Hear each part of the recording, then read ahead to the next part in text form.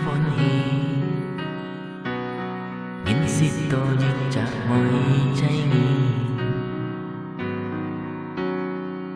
日看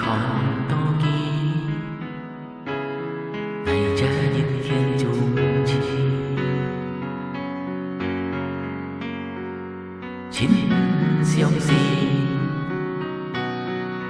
ngày cha hơi còn kém khi cho oi mi, khi còn đi ngang, lo khi xin chiều phép mi, nghiệp nghiệp ngay sau dòng muôn thiên gặp muôn thi, cho mà cái với dòng ngay chui sông to kỳ, kín phụ nghìn khi chiều ơi nghìn ngày ra đi, cho mày ngày hẳn với thái mong các kỳ, trong khen cái với chạy hề tan chẳng kỳ, vì khi hắn vô hắn tổ ngày ra đi, cho mà cái ngày với nhau mong kỳ kỳ, chín hè ơi muôn thiên cả muôn thi chẳng đi, suy chan ngày đi, đều si chẳng hiểu về to kỳ cái ơi nghi, vì nghĩ chẳng thiên tu thi, chung kim nghiêm hi, ăn khu ơi mong kỳ hết đi, ngày đi chả chi, ngày chỉ cả ngày đeo gì, ít ngày sau dòng thiên nam buồn thi,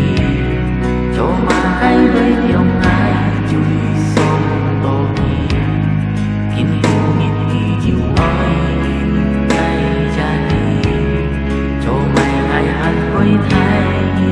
mong gặp kỳ, trong thiên cái với chạy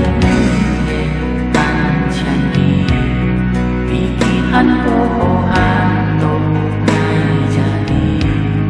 cho mà ngày với nhau mong kỳ kỳ, chín hè ơi muôn thiên cả muôn thi chẳng đi.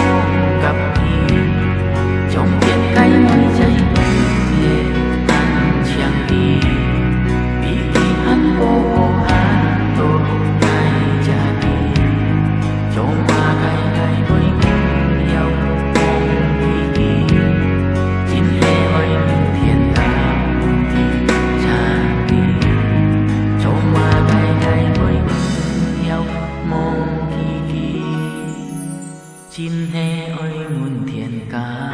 muôn thi chẳng đi.